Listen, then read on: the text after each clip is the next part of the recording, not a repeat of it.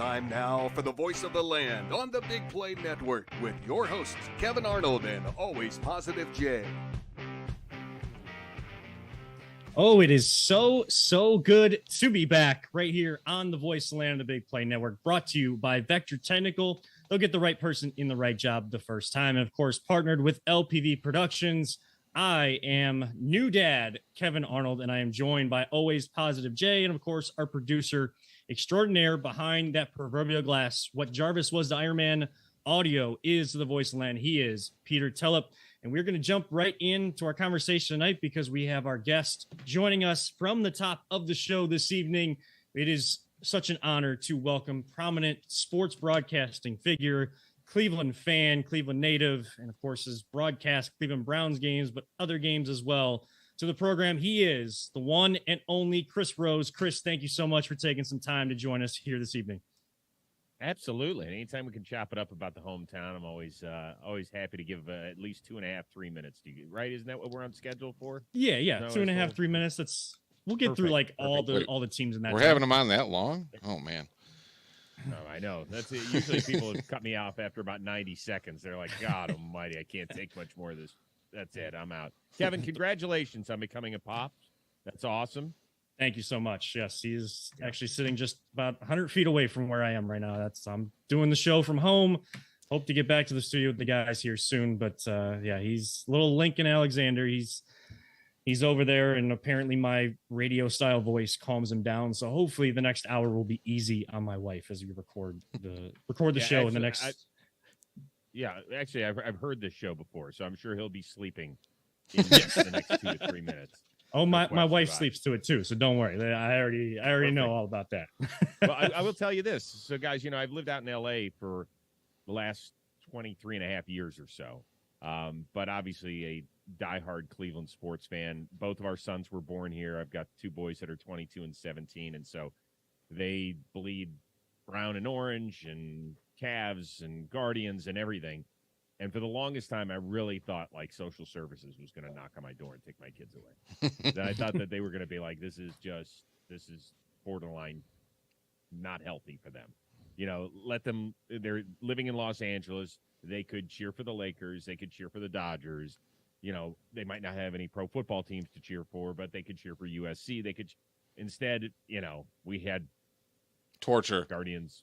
A lot of torture.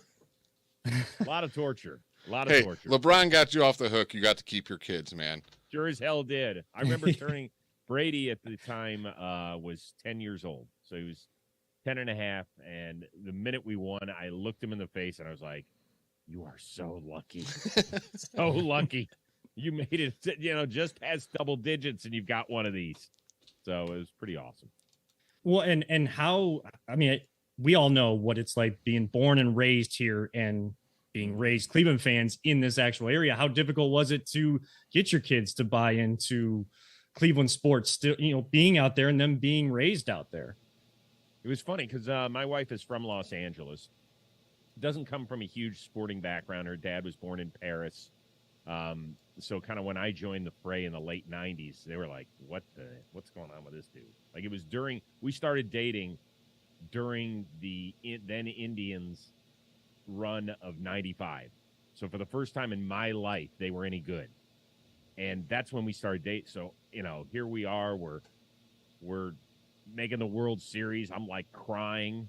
This is 3 weeks after we started dating. She's looking at me like, what the hell is the matter with this guy? So we had a lot of talks during the boys' formative years. Like, hey, what if Josh or Brady said they want to be a Dodger fan? I was like, sure. We go to Dodger games. They want to be a fan. But, Cleveland stuff's always on the TV. And it has made them tougher, stronger.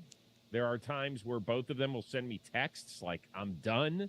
I was like, God, this is just so Cleveland of you guys. This is great. You officially made it.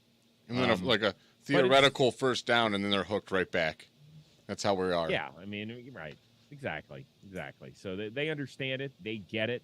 They're passionate.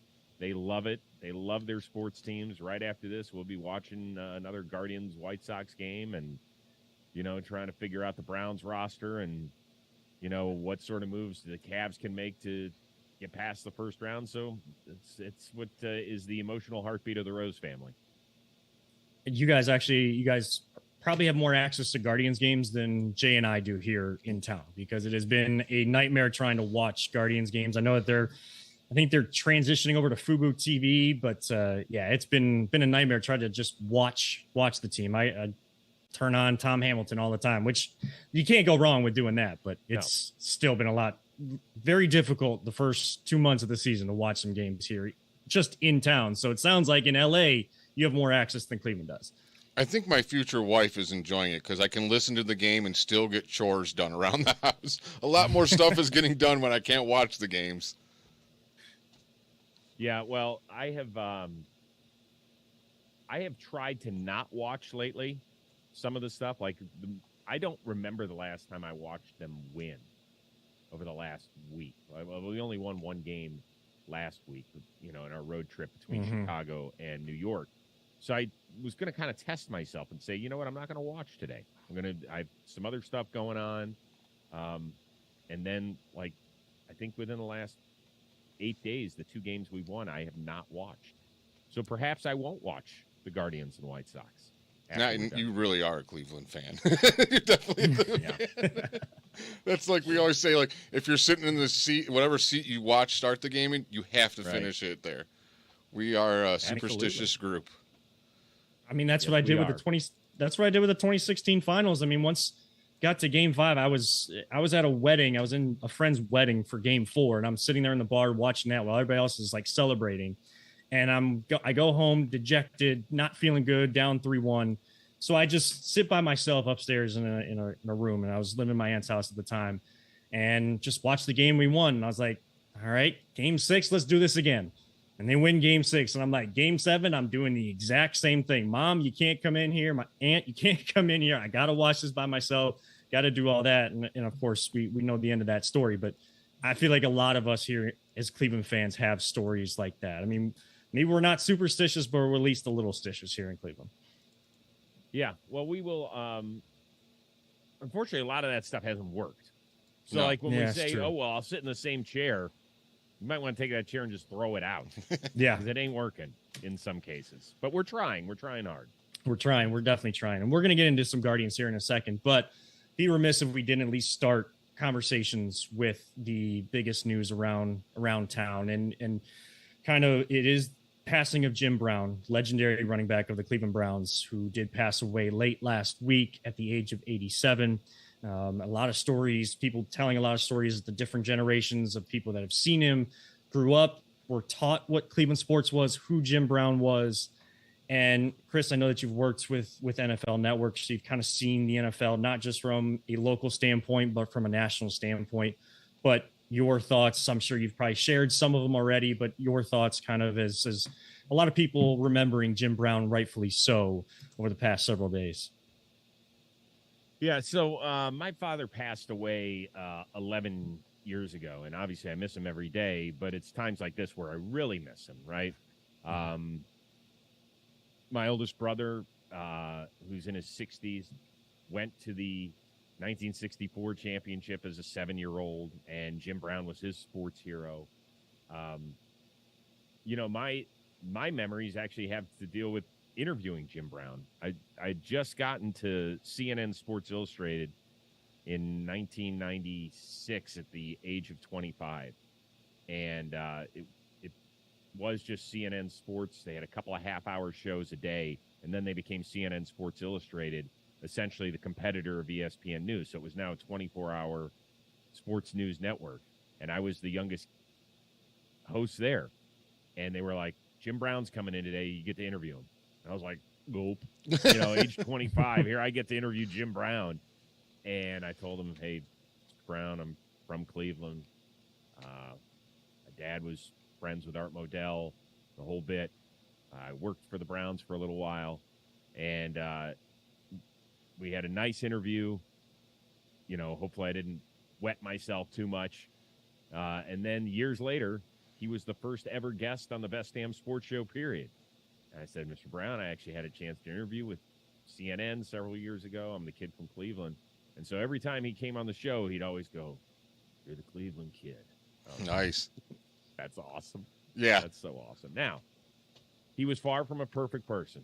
He was flawed. And there have been some tremendous articles written about him. My favorite, I think, is from my former colleague at NFL Network, Jim Trotter, who just signed on with The Athletic. If you have a subscription to that, please read it. I think it really kind of, helps identify a lot of the feelings that a lot of us have, right? Because you always want to be able to root for your athletes. And, this is a man who changed not only football, but society. And I don't think there are a lot of people that can say that. At the same time, there were several incidents, some in which he was never charged, some in which he was, that are really tough to talk about at times like that. But I think it is important that you talk about the entire person when you're talking about the life of somebody. So, did some tremendous things, had some serious flaws, and I don't think you'll get a lot of pushback that you can say he was the greatest football player that ever lived. I think that's kind of a little bit of where I sit. I was going to ask you that, like, where does he rank? Because I know a lot of people now want to, they want to put Brady in the conversation of greatest football player ever, things like that. A guy that's won many Super Bowls in Tom Brady. But does Jim? I guess it speaks. I'm going to cut you off here. Yeah, I don't like ranking players I never saw play a single down. I don't do it. I don't think it's fair. Like, for somebody who's in their 20s and they start telling me about Michael Jordan, I was like, time out. You can go YouTube games and stuff like that, but unless you lived through the moments, your opinion doesn't carry any weight with me. So if somebody's going to say, well, where do you rank Jim Brown of all time? I won't do it. Now, some people will say he's the greatest football player of all time, and that's great. Those are the people who were around to see him and now have seen Tom Brady, Lawrence Taylor, anybody else you want to throw in that group. Perfectly fine. But I can't enter that conversation. I can tell you the greatest football players I've seen, but I'm not going to do it with Jim Brown. It's not fair. I would say he's the greatest of his generation without being able to see it myself. That's like the fairest way to put it. Maybe. But yeah, maybe it's possible. But once again, we're going by what other people are telling us, more or less. But yeah, but I don't like to do that because then you're just going on based on what that sounds ridiculous. Like, so you're going based on what somebody else is telling you.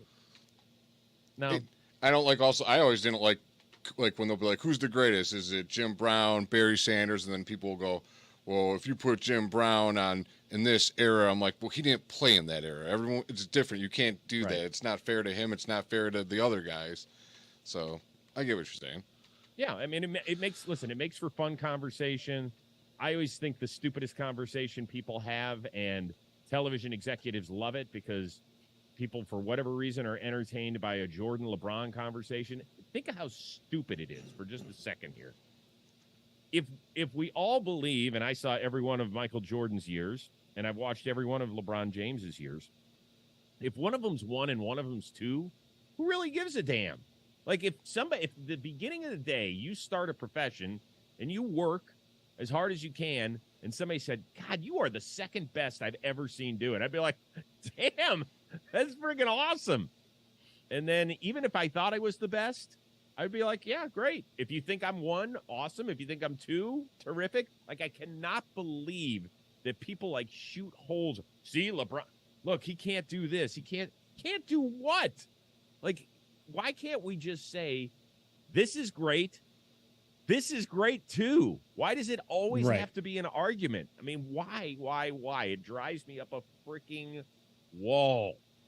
See, at this point, I don't even like that I was even starting the question because you fit right in with what we do on this show, the way that we approach things. We actually don't like ranking players and trying to say like this guy could be in this era, this player could do this. This is the greatest of all time. This team's better than that team of this era and that era, all of those things. It just, like you said, I love that I was taught the history of basketball by my dad and the history of sports by a lot of people in my family. And people taught me about Jim Brown. They taught me about Michael Jordan, all these great players. They showed me video of it, but I didn't actually get to see it live. So I can't say as much as someone that did in that conversation. So, yeah.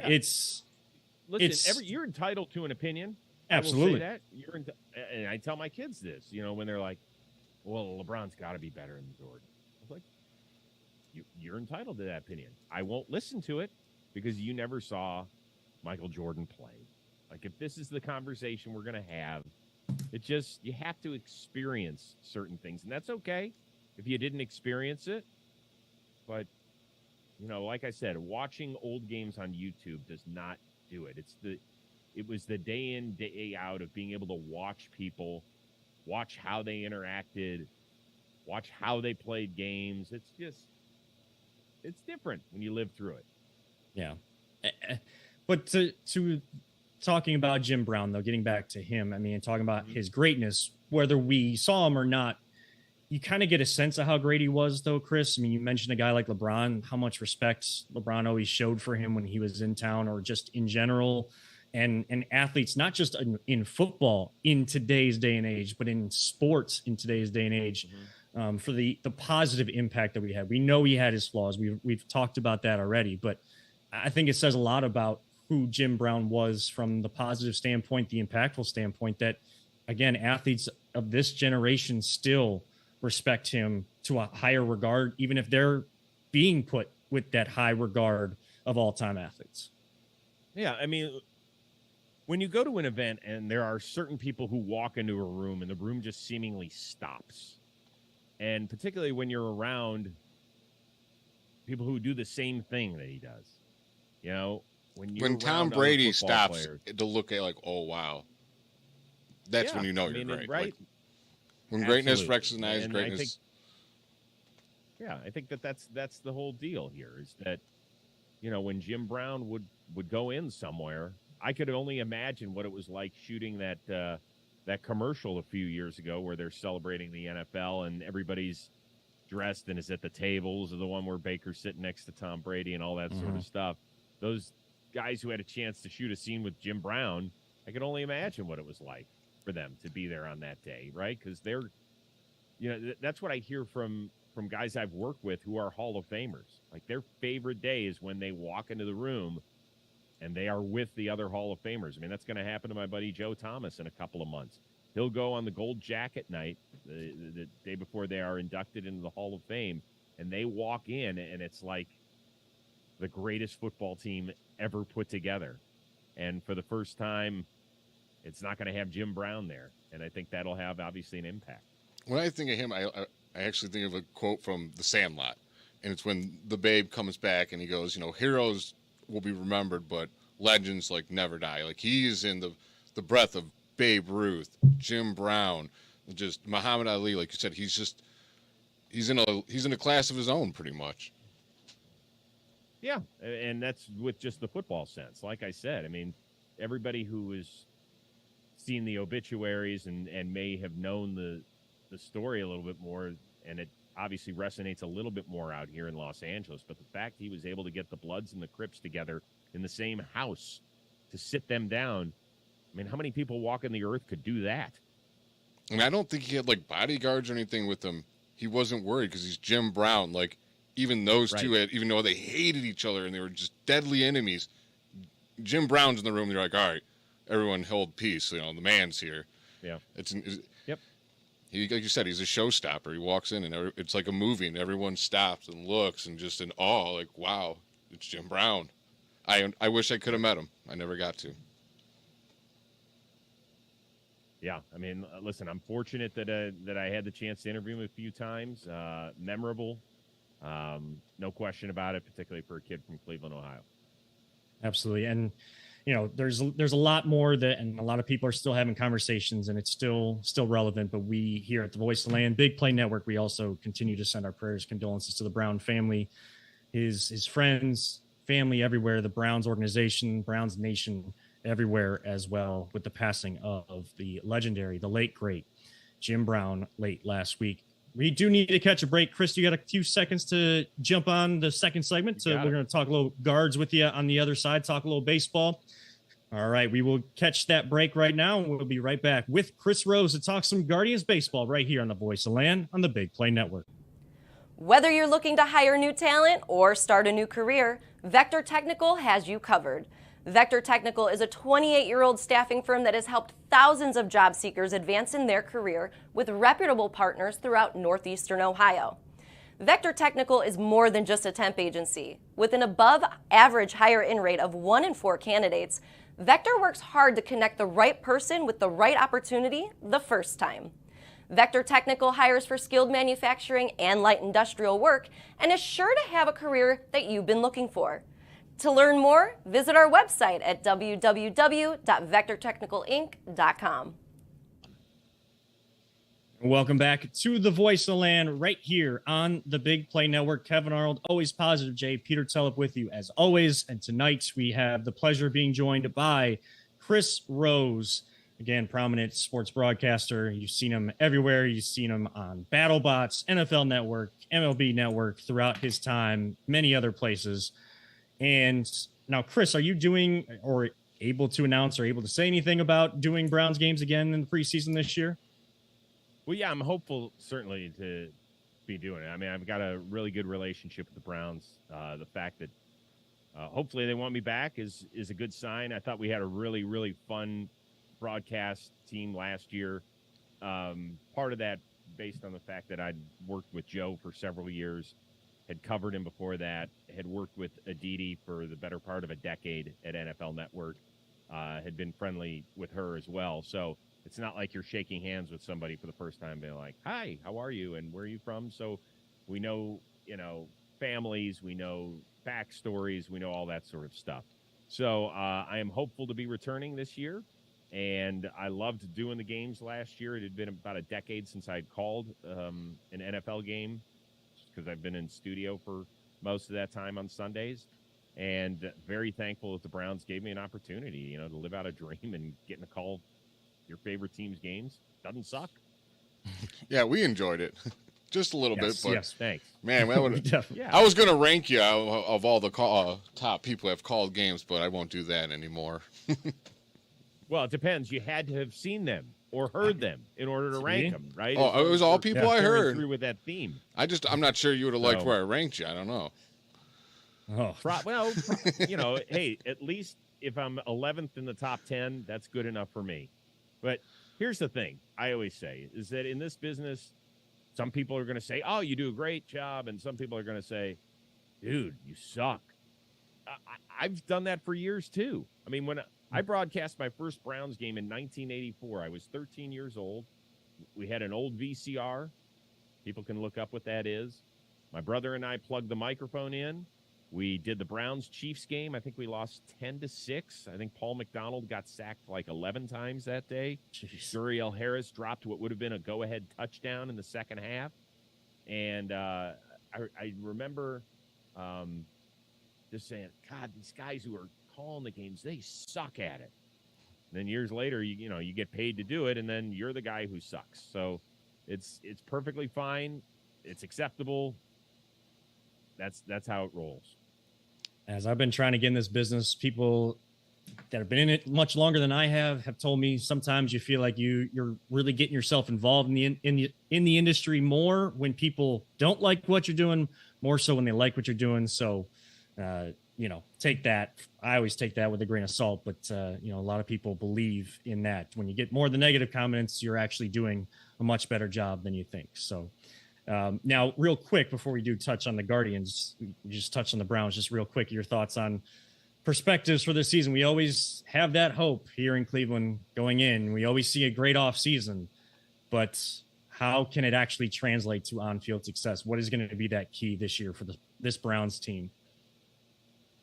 It's simple. I mean, if Deshaun Watson doesn't return to form, then they don't have a great shot. I've never, ever seen a conference like the AFC is this year. I just cannot believe how deep it is. You could make an argument for 7 or 8 teams that if they stay healthy and their quarterback plays well, that could legitimately be playing in the Super Bowl. And I don't think it's a stretch, right? You could see Kansas City and Buffalo. You could see the Bengals. I believe that the Ravens are one of those teams. I also believe that the Browns, if things break right for them, can be in there. Some people really like Jacksonville. They're definitely pointing in the right direction. I think they're kind of on the outside. I think the Chargers are really close there. But that's a lot of teams, right? I didn't even include Miami, who was playing really well before the Tua stuff kind of went sideways with them. So that's the thing, is that the Browns could have a really good team and a solid season and not make the playoffs. And I know that's not acceptable based on kind of where they've been the last few years. It would feel like a bit of a regression, but there's a lot of talent. And so I just think that things are so razor thin as far as the margins go. In the year we made the playoffs in 1-score games, we did great. Then in 1-score games the last couple of years, it hadn't been great. And that's the difference. You're talking about a couple plays a game. So hopefully Jim Schwartz will make a huge difference on defense.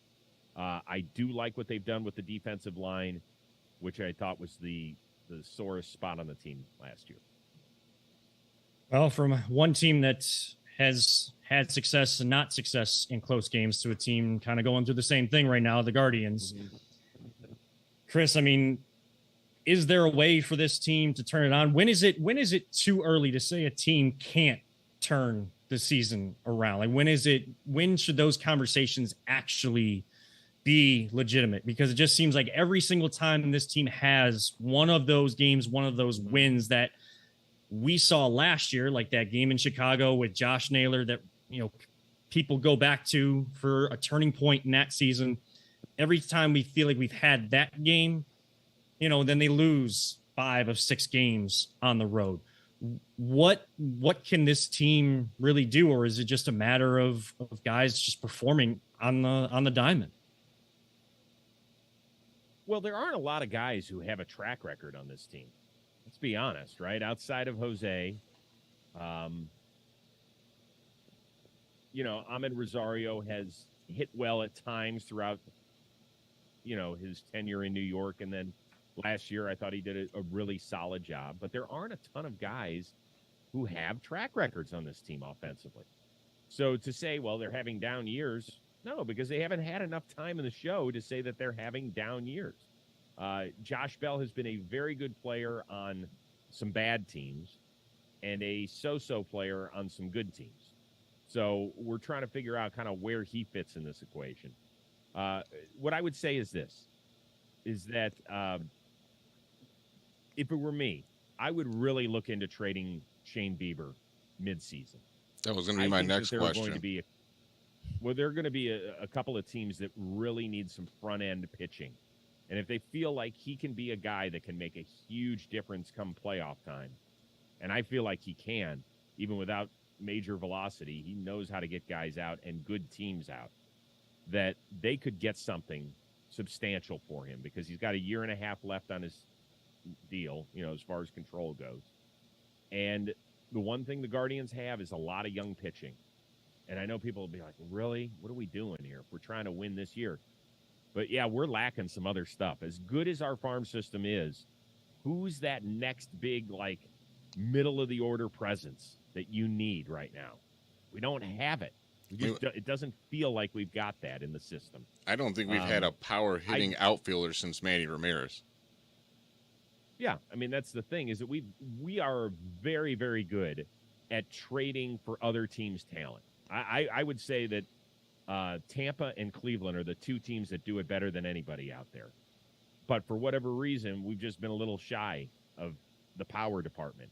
And what it means is that your margin of error is thin, right? You have to string together 4 hits to score multiple runs instead of walk, base hit, put one over the fence. So that's kind of where I stand with that. Now, do you think that they should still consider trading Shane Bieber at that time if they somehow, they're back in contention where we thought this team should be at that deadline, and think that they can still carry it from there? Or is that they continue on the trend they're on right now and consider doing that at the deadline at that point? I think it's all dependent on the health of Tristan McKenzie. I think that's what I would say. I've been really impressed with Logan Allen and Tanner Bybee. I thought they have been great. I haven't watched, and I've just seen highlights of Gavin Williams. He certainly looks the part, and if he can control his wildness a little bit more, he's going to really play well at this level. If Savali comes back, that's certainly helpful. So I think that you could trade Bieber and still not throw the season away. That's what I think.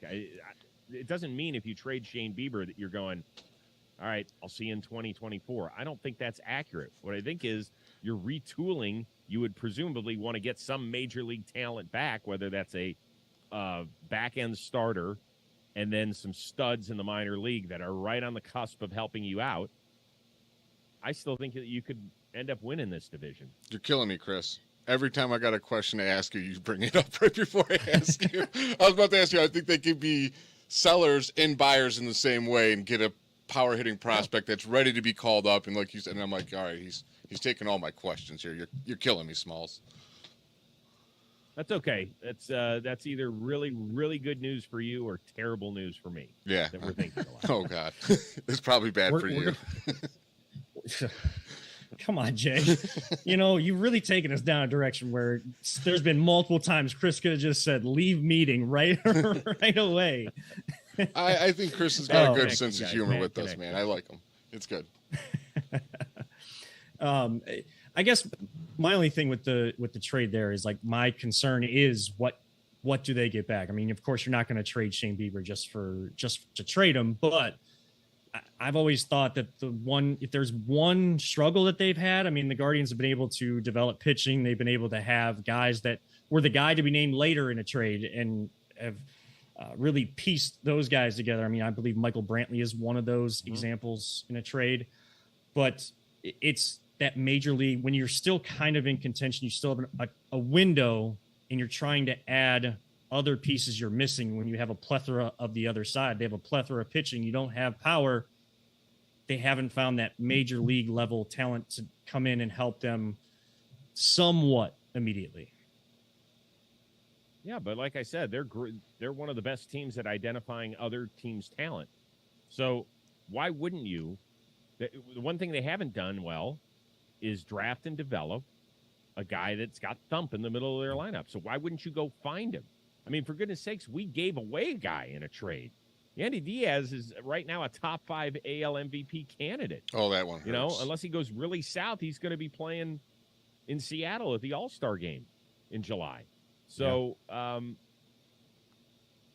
we have to be able to do that and be willing to pull the trigger. Sometimes you got to be really bold. And Shane Bieber's an awesome pitcher. It's not like I'm sitting here saying, yep, we got to get rid of Shane Bieber. That's not what I'm saying.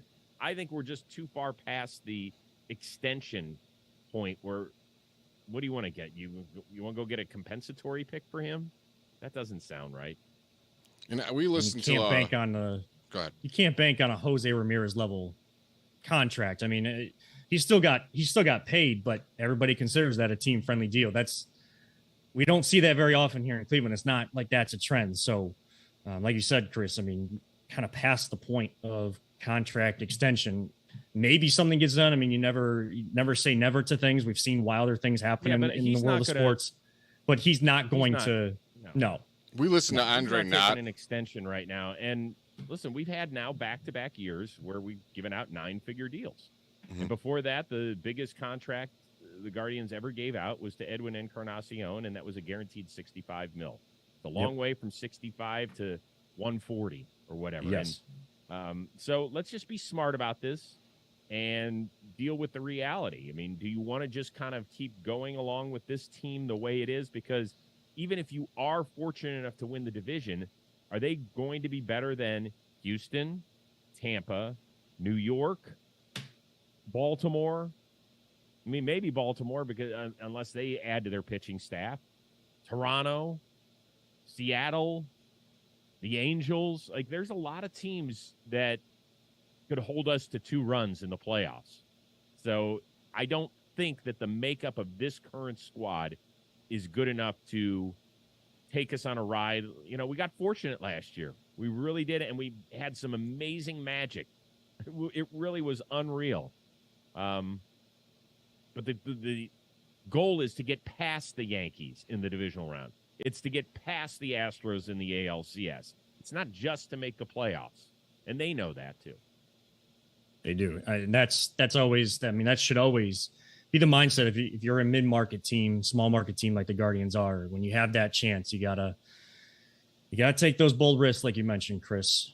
Mm-hmm. Well, love to keep talking to you. I mean, this has been a thrill, an absolute thrill. I mean, I know my wife wanted to probably do this interview more than I did. She showed me a picture of when you were doing intentional talk inside of Progressive Field. And, you know, she called her mom. So she's got like this picture that her mom took of the TV when she's right behind you guys and stuff. But so I guess I would be remiss if I didn't, for my wife, say she says hi as well. Janice says hi. But where is she?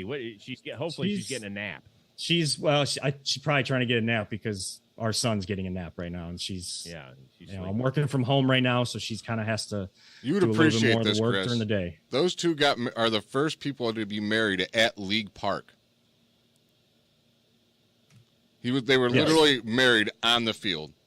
Yes. Yep. Got married at home plate Park. At League Park. Yep. Like 1 year ago, right? Yep. Was it Yep. Yep. 1 year ago 20th. Sunday, as of Sunday, so May 21st. There you go. Yeah. You got a lot of stuff going on in your life. New Yeah, baby, I mean- 1 year anniversary. Anything else you want to tell me? Are you buying a new house? We actually bought a new house a month and a half ago, Chris. Yeah, I'm done with this. This is too much. I can't handle this much change in one person's life here. Hey, you can't handle it. You can't handle it. It's You just met him, and now it feels like he's known you forever. The next time I'm on the show, you're going to tell me that I changed the spelling on my first name from Kevan to Kevin. Like, yeah, I changed it back to the normal. Now. Yeah, or maybe I'll find some other way to spell it. I don't know. But hey, I blame my parents for the spelling of my name. That's the only thing I can do with that. But Chris, thank you so much for taking some time to join us here. Yes, tonight. it was a blast. An absolute blast, an absolute pleasure. That is Chris Rose. Thank you so much to him for joining us. Jay and I will be right back after these short messages. If you need some Voice of Land gear, well, this break will tell you just where to get it. This is the Voice of Land on the Big Play Network. Are you struggling to hire the right talent or maybe even find the right career? Vector Technical makes it easy. Since 1992, Vector has provided Ohio employers with a reliable process for hiring and have helped thousands of job seekers advance in their careers. Vector Technical is more than just a temp agency. We invest time to get to know each client and candidate personally. Vector places people in job opportunities that they are truly excited about.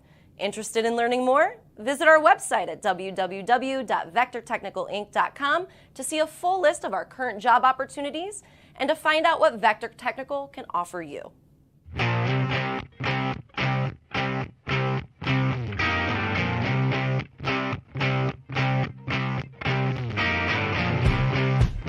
Get your gear at voiceoftheland.com/shop. Welcome back to the Voice Land here on the Big Play Network. And boy, what a great time it was talking with Chris Rose. If you missed it, go back. YouTube channel at Voice Land Podcast, Google, Spotify, and Apple, just the audio version of it. If you somehow tuning in on a pre-recorded live version of this show, as I'm being zoomed in on Zoom, I see my shoulder. It's not messing me up whatsoever. I don't know why. Sorry. I was like, return what feed. is going on here? I don't know why you're looking at that. Again, a professional wouldn't get distracted. Usually I'm professional, but this show is not. Well, I guess we try to be professional, but In ways. we don't. Yeah, we don't hold anything back, and we always get off topic, so it doesn't really matter. It went off the rails a little bit there. I'm trying to get you squared away on the. It's all right. I don't.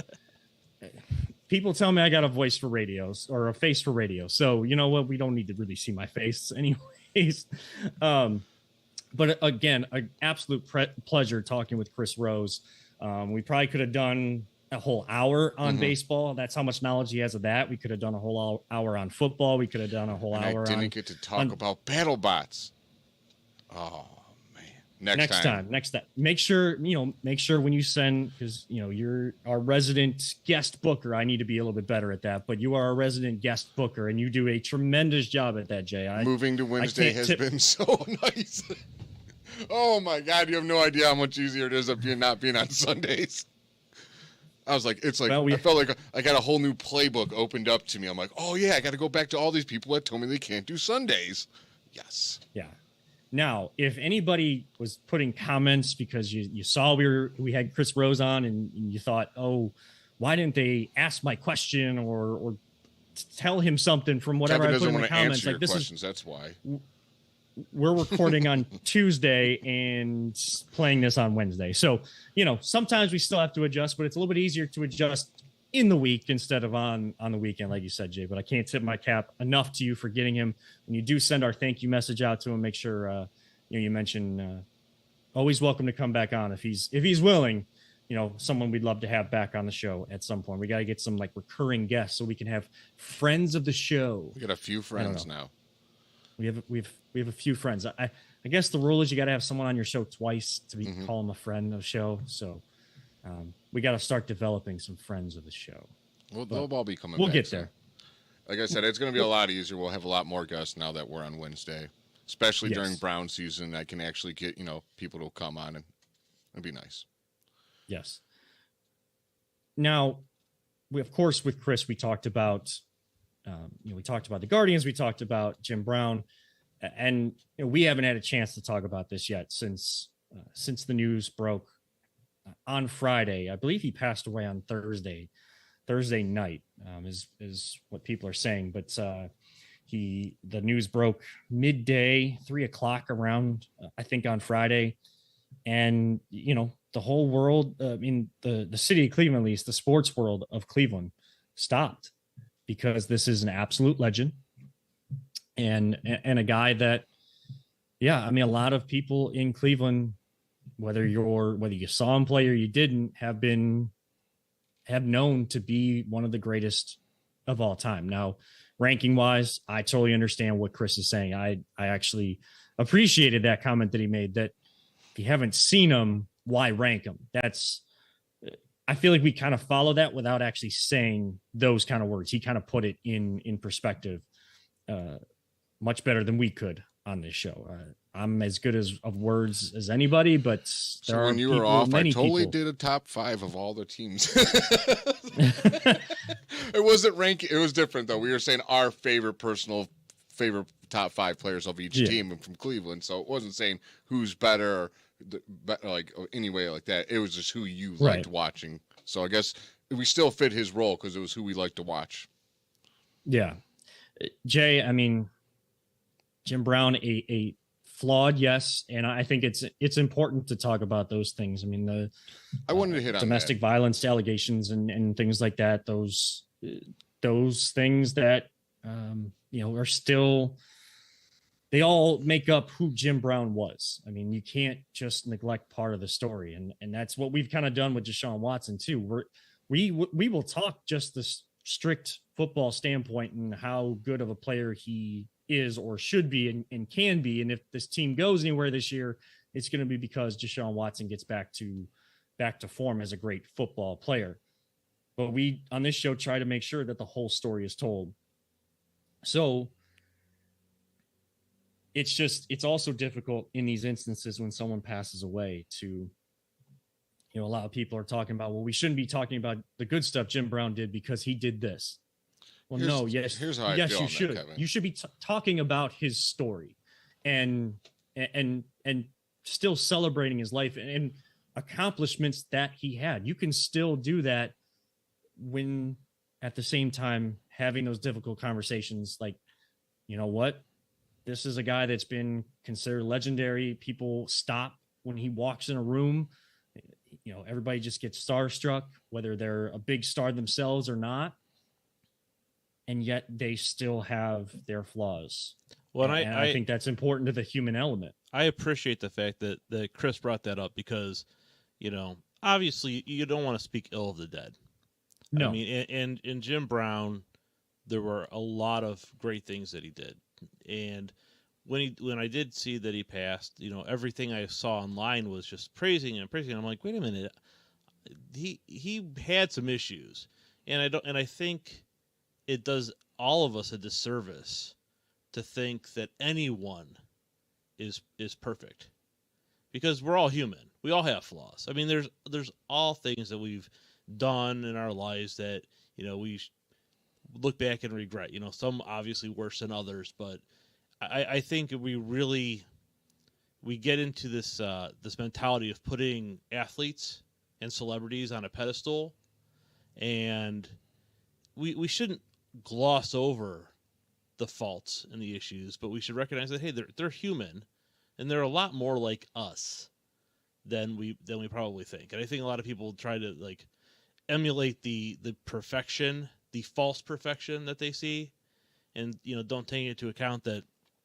everyone is human, and so I really do appreciate the I think it's saying he was flawed, he did great things, but he had flaws. I think that was a great way to put it without piling on negativity.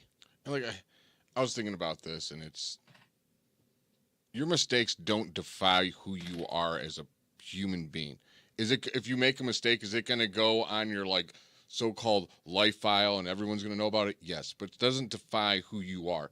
It's how you learn from mistakes and what you do after those mistakes that defines who you are. So yeah, with Jim Brown, he did so much more good after his mistakes, and does it wash it away? No, it's always there. It's a stain that's going to stay there forever. But you saw, like, okay, this guy recognized he was doing wrong. He righted himself and did far more good than he did bad. Like, his good definitely outweighs his bad. I don't know how many accounts of whatever happened, but he saved thousands of lives with what he's done throughout his life. Right. It's important to acknowledge and, not hide part of the story, but to talk ill of the dead. I mean, people that just want to talk about the negative side and then, making all these public comments like that, whether it's, just a random person on Twitter or whoever it may be, there's a family grieving right now. And most of us, if not all of us, know what that's like to go through, and everybody goes through grief differently. And to just focus on that and try to trash a person because of it, that's not the right way to do it. What we're doing here is just saying we're acknowledging those things. And like you said, Jay, I mean, a guy that righted himself, took advantage of a second chance, a second opportunity. Second chances are that's what human nature is. We should give people second chances. It's the people that take advantage of the second chance in a negative way, where then they have to, they're looking for a third chance and a fourth chance and a fifth chance, like all these chances, but they don't actually change. That's not Jim Brown. And, I hope Deshaun Watson's taking a lesson from this. Like, okay, look, this dude's a legend. He made big mistakes. I've made big mistakes. Let me do more right than I did wrong. And you hear a lot of like former Browns players and even current Browns players that got a chance to interact with him because he would be around the team so often. And I know that I heard a story that, was it last year, that the Browns did mini camp a day at the Hall of Fame Stadium. I think they did a day of mini camp down there. One of the days when Kevin Stefanski's been the coach, and on the bus ride down, they watched A Football Life, the Jim Brown story. And, each new generation of Browns players should know Jim Brown.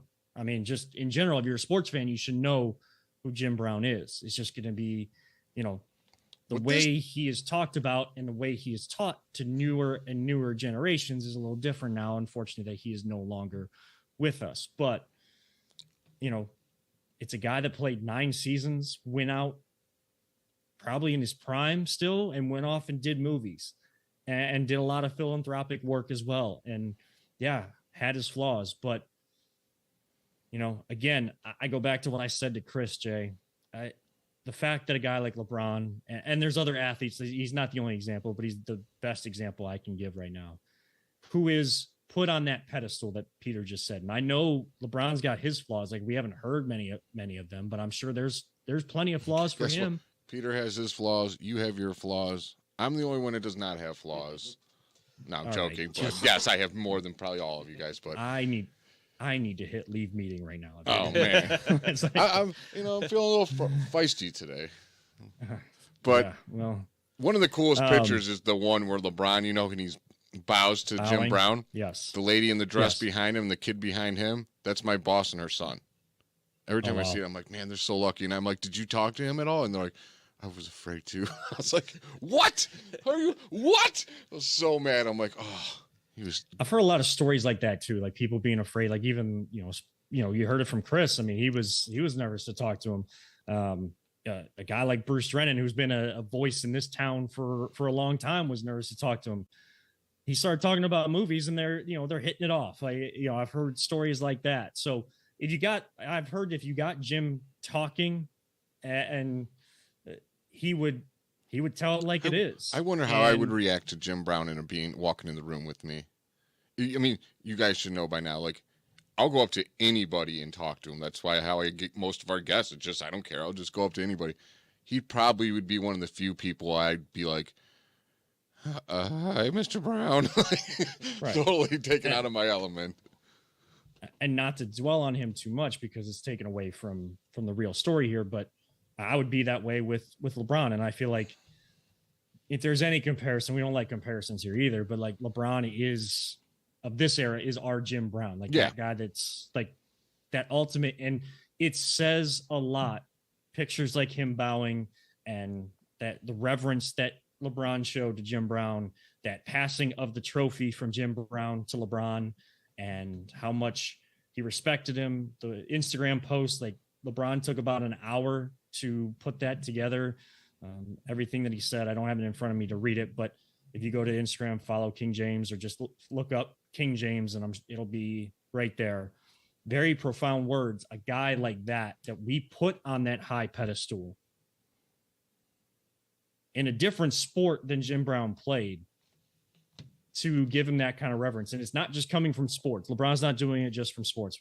The social activism, civil rights activism that Jim Brown did, we have to mention it all.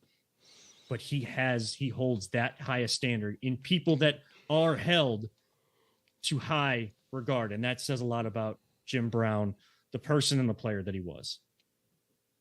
Totally 100%, Kevin. Knew you were going to say, couldn't say it any better myself. Yeah, I was like, no, man, he's doing it again. He's taking my He's words. doing it again. He's doing it again. You got Chris, man. Holy moly. Every time I'm like, all right, I got a good question. He's like, and then he's like, we should trade Shane Beaver. I'm like, damn it. I was like, and then he made all the points I wanted to make on it. I'm like, damn it. I was like, oh, that was fun. There's a reason why Chris Rose has been in this business for such a long time and had so much success. He's so good. He knew the questions before they were even asked. That's right. If I ever get halfway to that point, I will be a happy man. Well, I'll be happy if I get halfway to your point. Well, we do have one final segment to go. Try to wrap this up in an hour. This is the Voice of Land on the Big Play Network. Are you looking for a career in manufacturing? Vector Technical has you covered. Vector Technical is a 28-year-old staffing firm that has partnered with some of the biggest and the best companies throughout northeastern Ohio. The recruiters at Vector Technical will coach you through the entire job process and will help you land an opportunity that you are truly excited about. Vector does not add any additional fees and offers benefits as well as free online skills training through Penn Foster. To learn more, visit www.vectortechnicalinc.com and make sure to check out our job board to see a full list of our current opportunities and apply. Welcome back one final time on this Wednesday evening, even though we're pre-recording on a Tuesday. This is the Voice of Land, the Big Play Network. I'm Kevin Arnold. He is always Positive J in studio alongside Peter Telep, our producer extraordinaire. So Kevin, I got to ask you this. Yes. The blue background, it looks very calming. Yes. Are you in the baby's room? I'm not in the baby's room. I am in our little dining area, and this is like a blue curtain behind me, but I also like use the blur function on here. I'm just impressed that with that calming color that you haven't fallen asleep yet. Because I can only assume that you're not getting very much sleep. Well, when I'm in podcast or radio mode, the energy is, I'm faking it, guys. Fake it till you make it. I made sure to hold off on my shower until like just before we came on. So like my face didn't look like I actually was thinking of like not even mentioning being a new dad to Chris, like, you know, telling my life story to someone that probably doesn't really care. I don't know, but I was like, I don't want people to know that I'm absolutely exhausted. And, you know, there it is. Lincoln made his official first sound on the Voice of the Land. I heard it. Yep, Lincoln's right over there. You can bring him on over. You're gonna discover how little sleep you can Little work baby Lincoln. Oh, There he is, Lincoln Alexander, and my great wife Jana. They have much better faces for TV than you. Yes, I am well aware. I am definitely well aware. That's why I brought them in and made sure that I was blurred out and they were not. Well, you could tell Jana that Chris Rose wanted to say hi to her. Yeah. He wanted to talk to her. I don't know if I should say that to her. But maybe next. There's always next time, though. Yeah, there's always next time. So I wanted to ask you. I thought she was sleeping, and Chris Rose may have wanted to say hi to you. Oh, well, you know, I was trying to let you sleep. I was trying to be a good husband. Okay, thank you. You got all this advice from everybody, like you got to know this, do this, blah blah. What is the one thing you're like you guys? Is there anything that you're like didn't see coming that you were like, wow, this, or it's bigger or tougher than I thought, or easier? What's the one surprise you've had? I guess I'd ask. This whole process has been a surprise because everything we planned for has not gone our way. You know, we have and he might scream in a second, so if people get screaming in their ears, you know, it's just my son being changed on the other side. But I don't want to go into too much detail because I feel like it would put a bad light on the hospital system, the medical system we went through, and we have such great medical systems here. I don't really want to do that to them or make it sound like that. But you guys know that the whole process started Sunday, April 30th. And like we were being induced into labor because Lincoln was just so had already grown so much that we couldn't go to the 40-week mark that you usually do. So we couldn't wait for labor to happen. Jana had to go and be induced. Which I found out the other day on my birthday that I was actually born on my exact due date. And my mom's like, I guess that's super rare for that to actually happen. I feel like it, yeah. I'm like, I'm never late. I'm always on time. Yeah, you were definitely more on time to the show than I was, and all I had to do was open a computer. You had to drive to the studio today. You should have heard the story I was telling about avoiding traffic and feeling like a James Bond driver today. But yeah, I don't want to say that because I might have broke a few laws. Oh well, yeah. Don't put yourself in that kind of case. Lincoln, I'll be right there. I'll be off the show in a little bit. But yeah, I mean, it was a long, arduous process for Jana, and we made it, you know, skip ahead 30 plus hours of labor process that they put her through, all the stuff that happened in between. We won't go through all that, but you know, the one thing that we said we didn't want was a C-section unless it was medically necessary to have the C-section birth. And, you know, he wasn't progressing. Lincoln was not progressing. His head was kind of stuck. He was comfy, man. He's like, I like it here. I don't want to go. It's warm and cozy. And that's why they come out screaming, like, I loved it in there. Came out kind of like a cone head a little bit. Like part of the back of his head was kind of like stretched out a little bit because it was just stuck. He wouldn't, he wouldn't come out. But, you know, it is truly a blessing to have him. I mean, he is going through some reflux and having difficulty sleeping. So, you know, we were told we wouldn't sleep, but I think we're maybe sleeping less than people probably expected us to. But it's more so we're just concerned about him. We want to be able to help him. And the most difficult thing is when they are crying and you don't know exactly how to help them. You've tried everything. I understand that because as you know, we babysit our niece and she is autistic. So she would have like fits and like freaking out, and she didn't talk. She was she just didn't communicate very well at all. And yeah, that is just the worst feeling when you see a kid crying and you're like, I don't know what to do. Why? How do you make it stop? And it's just like heartbreaking almost. And especially when you have your first kid, man, I can't even imagine. By the third one, you're going to be using it as a soccer ball, Kevin. Or their siblings will be. Talk about like legal troubles. Let's not not infer things like that. Like, Kevin, give me the baby. Here, go deep. I hope one of them, one of our kids ends up kicking a soccer ball for, longer stretches of their life, but also not something I'm going to force on them. But I do like hope you that said, they kick a soccer ball. I bet money the kid picks up the love for soccer just like you have. Fathers just have that kind of impact on their, especially boys' lives. Like Chris said, it's like he lives all the way in L.A. and has all those great teams out there. Who's his kid rooting for? All Cleveland teams, and they go right to the torture with all of us. The good thing is when they're playing soccer, they won't be tortured like Cleveland fans. They're going to be really good because they got you as the coach, or at least teaching them. Yeah, because I always told my players when I was coaching, do as I say, not as I do, because I know exactly how to do things, but I couldn't actually execute it myself. And I probably didn't put in enough work on it in my time. So I feel like, but I think that also helps give like a better background when you try to then pass it on to that next generation. If you are a coach, your struggles help. I mean, look at the NFL and some of the analysts that like ESPN has. You got a guy like Dan Orlovsky. I'm not saying anything bad against Dan Orlovsky, but was he a great football player? No.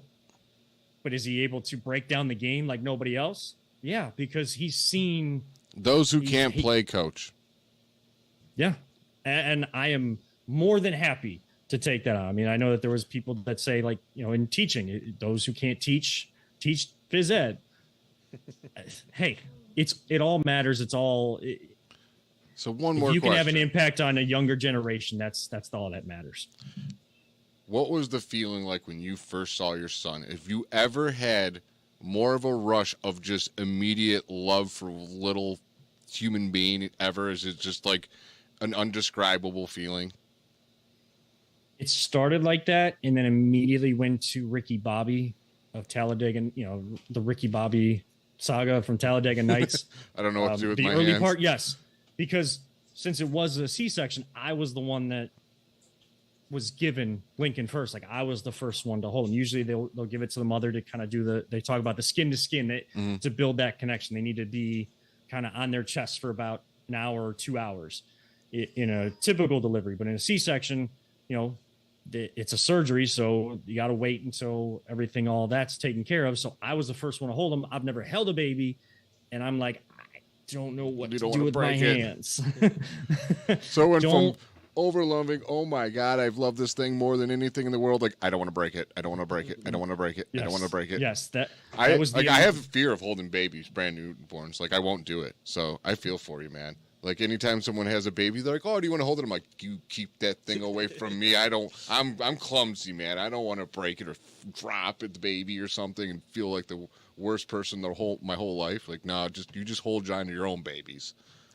And that's one. I know that's one thing that Jana wasn't so happy with about me, because I was that way with her little cousins. Like I was like so nervous I'd never held babies or even like little like toddlers before, and we go visit her family. She's got a big family. There's cousins stretching, as far as the eye can see. We look at our wedding pictures. Her family with us versus my family with us is a drastic difference. But like I was that person. I was like you, Jay. Like I wouldn't do it. Now that I've held my own, I would feel more comfortable doing it. But I mean, every single time I hold them, I still, like it's precious attention to detail. Like there's so, a thing in the back of my head. Gentle, like it's like. They're pretty resilient, though. They feel so fragile to me. It scares me. It scares me bad. Trust me. Every time I hold them, it feels so fragile. This thing weighs like an eighth of what I weigh, and it scares me. Yes, that's exactly what I go through. But again, it is a true blessing to enter parenthood and have our first child. But I know we definitely want multiple children, so first of a few. But it's you always, that first for anything is always really special. And, he's 3 weeks and a day old. Well, almost a day old, born at 9:33 on May 1st, 2023 at night. So, I give Jana all the credit in the world for what she had to go through and that process. And so do we. I would never be someone to take more credit than what I deserve. I don't really give myself credit anyways, but I give credit where it's due and more than I can even express. Well, it's just good to have you guys have you back, Kevin. It's good to be back in studio. You didn't like hosting the show? No, I don't. No, I don't mind hosting the show. It's just we had a cancellation the 1 week, and it was just I didn't want to do a whole show by myself. You could do that. You could talk forever. I'm more add-on kind of guy. Yeah, but I think that we should do a show where you lead it and I'm in your spot. I'm fine. I think next time when we don't have our first national guy on, we're not going to do that though. Because then all right. Yeah. I thought that was the best way to just throw you in the water. I was like, yeah, that's not going to happen. sink or swim, buddy. Sink or swim. Oh man. Thanks. It's kind of how this worked with the first show I ever did with you. It was like, oh, we're going to talk sports. Oh, no, I guess we're going to talk Cleveland Riots. I'm like, what? That's a little more harder to talk about. All right, let's do it. Yes, it is. But that does bring us to the end of the show. Some people may say this show sunk. Some people may say the show went swimmingly, but we don't care what you rank us. Yes. This is the end of this edition of The Voice of Land. It is so good to be back with you guys. Look forward to being back in studio with you. Yeah, we might have a gift waiting here for you, Kevin. Well, we appreciate that. I know you guys don't have to. That's more so what I want to say. Oh, no, we had to. Yeah, okay. Peter knows what I'm talking about. That's a nice teaser. Yeah. I'm all right. Well, that puts me in a different mindset with it, but I'm also not going to argue that because we're overtime and it's time for me to go help be a parent right now. So with that being said, for Always Positive Jay, for our producer, Peter Tellep, for my wife, Jana, and my son, Lincoln, off to the side here, I'm Kevin Arnold, reminding all of you, don't let anyone ever tell you it's just a game. We truly love you all, 3,000. Don't talk about it. Be about it. And live life, all gas, no brakes. Thank you so much for tuning in. We'll see you next time right here on The Voice of Land on the Big Play Network.